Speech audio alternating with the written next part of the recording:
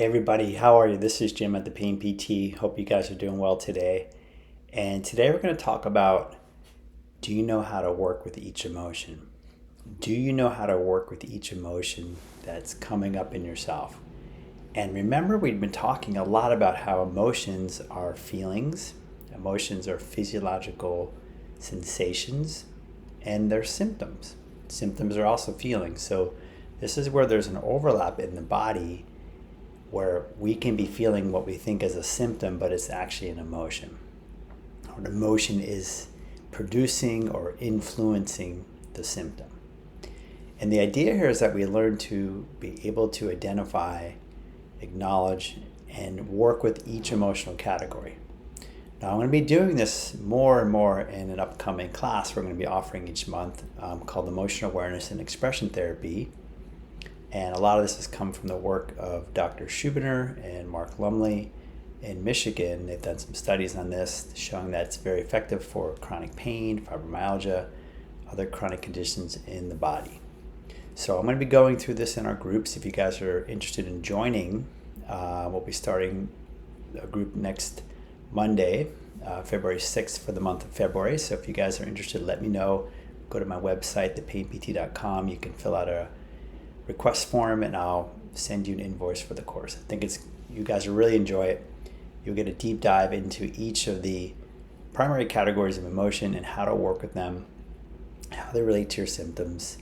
And we're going to talk about that today a little bit here, just as a little primer to this. So do you guys know how to work with the category of anxiety, which we could say is a fear category? Remember, if anxiety, though, is a false fear. Anxiety is an irrational fear. It's not a true fear, so we work with that differently than we would work with true fear, right? True fear would be something that we need to listen to, right? If there's a true danger, we need to listen to that. We need to escape or avoid, remove ourselves from something that's very, very threatening, true threat, true danger. But anxiety is not that. So with anxiety, we can approach that in a different way. We've got to learn how to work with that in a way that we don't allow anxiety to control us. We don't allow anxiety to take over, to make decisions for us and act as if it's real fear. So we'll talk more about that in the course of how we deal with that category. It's a big one. A lot of people have anxiety symptoms in the body. Okay, how to recognize that they are anxiety symptoms. And then, we learn how to work with that emotion. Anger, big one, right? Anger is a big one. Sarno mentioned his books mainly about repressed rage. I think anger is a big emotion for people that causes symptoms in the body a lot of times. And there's a relationship between anger and anxiety. Okay, we're going to go over that. Okay, so these emotions can play off each other. So anger, how do you guys recognize anger in yourself, in your symptoms? And it coming up in yourself, what do you do with it? How do you handle it? How do you express it? So it's very important to know how to work with anger. It's one of the primary emotions that all humans have. We need to learn how to work with that emotion so it doesn't work with us.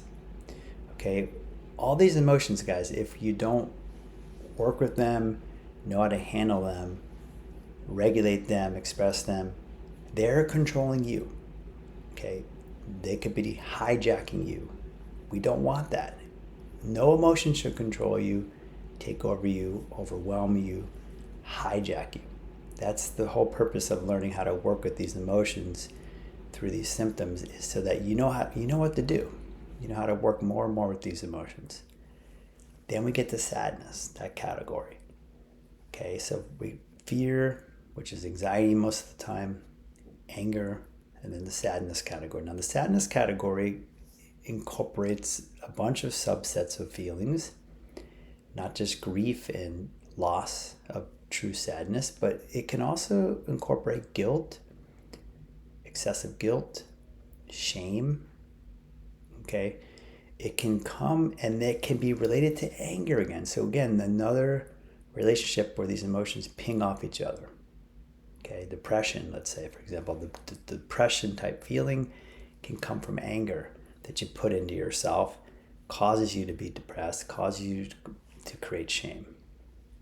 So we need to know how to work with these guys and when they're coming up in the body through the symptoms, to recognize and to acknowledge them, to see what your brains are producing, and then know how to work with these emotions.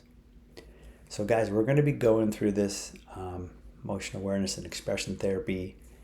Again, if you're interested, reach out to me. There's a sign up form on my webpage. I'm going to be offering this each month as long as they're interested in it, as long as people want to learn more about emotions in relation to their symptoms. We're going to talk about them. We're going to discuss them, see how they work for you, do some practices around them. And so that hopefully after a month, you have a much better understanding of how emotions relate to symptoms, how to work with each emotional category, and then how to apply that to your life. So I look forward to helping you guys. My videos allude to a lot of these strategies, but again, if you want to learn a more in-depth approach to this stuff, again, reach out, go to thepainpt.com, and I look forward to helping you guys out. Take care. Bye-bye.